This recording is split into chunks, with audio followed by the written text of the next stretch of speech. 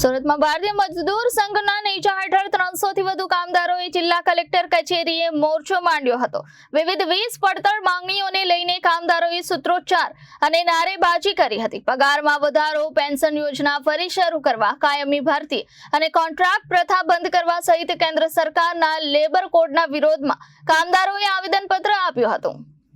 સુરતમાં કામદારોના વિવિધ પ્રશ્નોને લઈને ભારતીય મજદૂર સંઘ દ્વારા જિલ્લા કલેક્ટર કચેરીએ મોરચો યોજ્યો હતો। અંદાજે 300 થી વધુ કામદારો મોરચામાં જોડાયા હતા અને વિવિધ પડતર 20 માંગણીઓને લઈને ઉગ્ર સૂત્રોચ્ચાર તથા નારેબાજી કરી હતી। કામદારોની મુખ્ય માંગણીઓમાં પગારમાં વધારો, પેન્શન યોજના ફરી શરૂ કરવી, કાયમી ભરતી કરવી અને કોન્ટ્રાક્ટ પ્રથા બંધ કરવી સહિતની માંગણીઓનો સમાવેશ થાય છે। સાથે જ કેન્દ્ર સરકારના લેબર કોડ કાયદાનો પણ કામદારો દ્વારા વિરોધ કરવામાં આવ્યો હતો। કામદારોનો આક્ષેપ છે કે તેમની પાસે વધુ કામ કરાવવામાં આવે છે, પરંતુ તેની સામે પૂરતું મહેનતાણું આપવામાં આવતું નથી। આ તમામ માંગણીઓને લઈને ભારતીય મજદૂર સંઘ દ્વારા જિલ્લા કલેક્ટરને આવેદનપત્ર આપવામાં આવ્યો હતો। આગામી દિવસોમાં જો માંગણીઓનું નિરાકરણ નહીં આવે તો ગાંધી ચિંધ્યા માર્ગે ઉગ્ર આંદોલન કરવાની ચીમકી સંઘ દ્વારા આપવામાં આવી છે। પરિચય મારું નામ મનોજ ચાસિયા છે। સુરત જિલ્લામાં કોષાધ્યક્ષની જવાબદારી નિભાવું છું। આજે શું રજૂઆત લઈને આવ્યા છો? આજે જે રજૂઆત છે તે કામદારો સાથે થઈ રહેલો સતત અન્યાય બાબતે આજે જે સરકાર જે નવા લેબર કોડો લાવે છે અને સરકાર કામદારોને એક પરેશાનીમાં મૂકે છે। ભરતી કરતી નથી, જ્યારે કે ભરતી કરવી જોઈએ જેથી કરીને રોજગાર મળે દરેકને।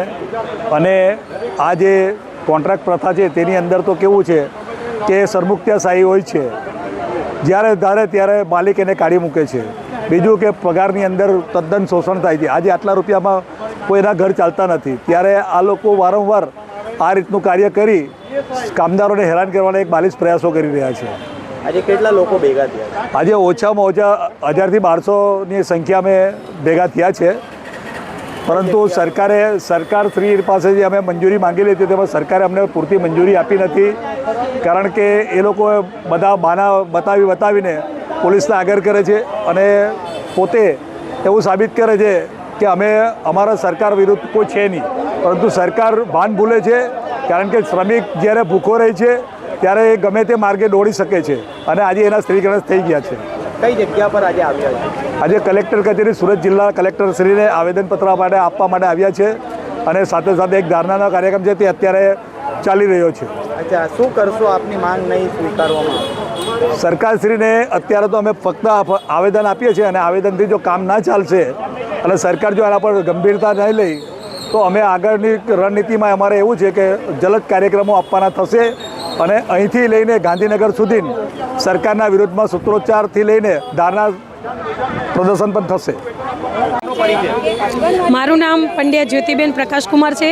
હું સુરત વિભાગના ઓલપાડ ડેપોમાં ફરજ બજાવું છું। આજે શું રજૂઆત લઈને આવ્યા? આજે અમારું જે લઘુત્તમ વેતન છે એટલે કે પગાર વધારો એ અમે 30,000ની માંગણી લઈને આવ્યા છીએ। સાથે સાથે પેન્શનકારો જે નિવૃત્ત કર્મચારીઓ છે એમના પેન્શન માટે 7,500ની પણ એક રજૂઆત છે તથા વીમા માટેની અમુક રકમની રજૂઆત છે અને અમારો જે કોન્ટ્રાક્ટનો સમયગાળો 5 વર્ષનો છે એને 3 વર્ષ કરવા માટેની પણ એક રજૂઆત એમાં રજૂ કરેલ છે। કઈ જગ્યા પર આવ્યા છો? અત્યારે અમે સુરત વનિતા વિશ્રામની પાસે અહીંયા અમે સુરત ખાતે કલેક્ટર કચેરીએ બધા અમારી માંગણીઓ રજૂ કરવા માટે આવેલ છીએ। Bureau report Janadesh news Surat.